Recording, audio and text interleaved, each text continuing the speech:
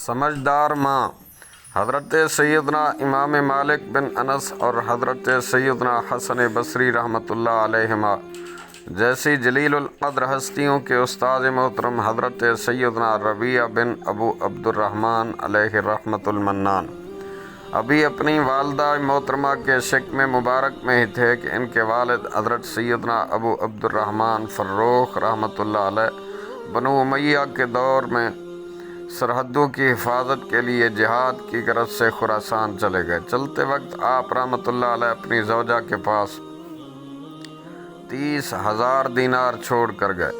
27 سال کے بعد آپ رحمۃ اللہ علیہ واپس مدینۃ المنورہ زادہ اللہ شرفہا تشریف لائے تو آپ رحمۃ اللہ علیہ کے ہاتھ میں نیزہ تھا اور آپ گھوڑے پر سوار تھے۔ گھر پہنچ کر گھوڑے سے اترے اور نیزے سے دروازہ اندر دھکیلا تو حضرت سیدنا ربیعہ رحمۃ اللہ علیہ فوراً باہر نکلے۔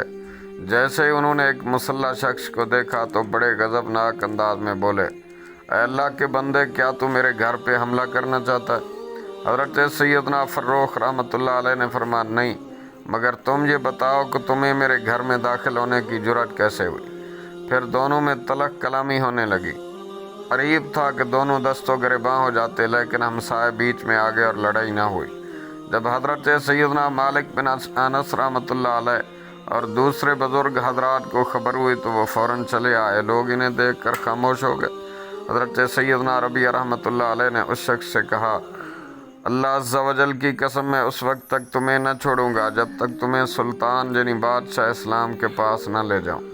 حضرت سیدنا فروخ رحمۃ اللہ علیہ نے کہا، اللہ عز و جل کی قسم، میں بھی تجھے سلطان کے پاس لے جائے بغیر نہ چھوڑوں گا۔ ایک تو تم میرے گھر میں بلا اجازت داخل ہوئے، پھر مجھے سے جھگڑ رہے ہو۔ حضرت سیدنا مالک بن انس رحمۃ اللہ علیہ اور حضرت ابو عبد الرحمن فروخ رحمۃ اللہ علیہ کو نہایت نرمی سے سمجھانے لگے کہ بڑے میاں، اگر آپ کو ٹھہرنا ہی مقصود ہے تو کسی اور مکان میں ٹھہر جائیے۔ آپ رحمۃ اللہ علیہ نے فرمایا، میرا نام فروخ ہے اور یہ میرا ہی گھر ہے۔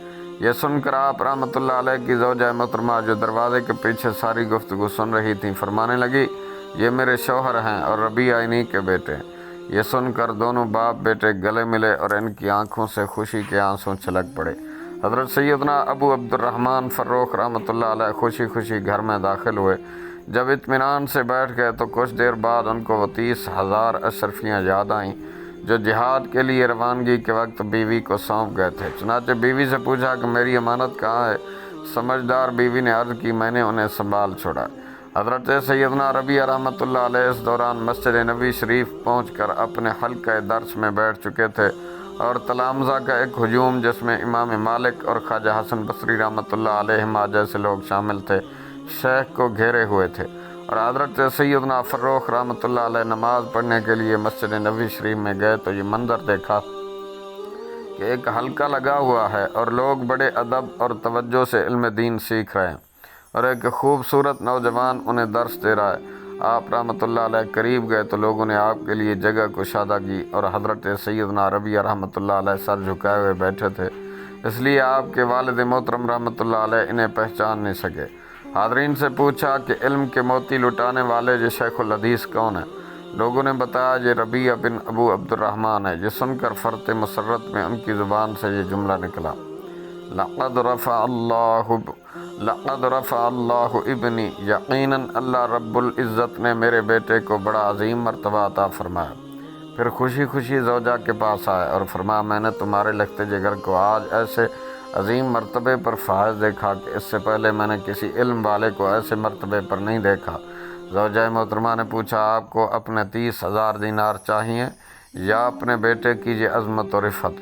آپ رحمۃ اللہ علیہ نے ارشاد فرمایا، اللہ عز و جل کی قسم، مجھے اپنے نور نظر کی شان درہم و دینار سے زیادہ پسند ہے۔ وہ کہنے لگی کہ میں نے وہ سارا مال آپ کے بیٹے کی تعلیم و تربیت پر خرچ کر دیا۔ یہ سن کر آپ رحمۃ اللہ علیہ نے زندہ دلی سے فرمایا، اللہ عز و جل کی قسم، تم نے اس مال کو ضائع نہیں کیا ہے۔ تاریخ بغداد جلد 8 صفحہ نمبر 421۔ اللہ عز و جل کی ان پر رحمت ہو اور ان کے صدقے ہماری بے حساب مغفرت ہو۔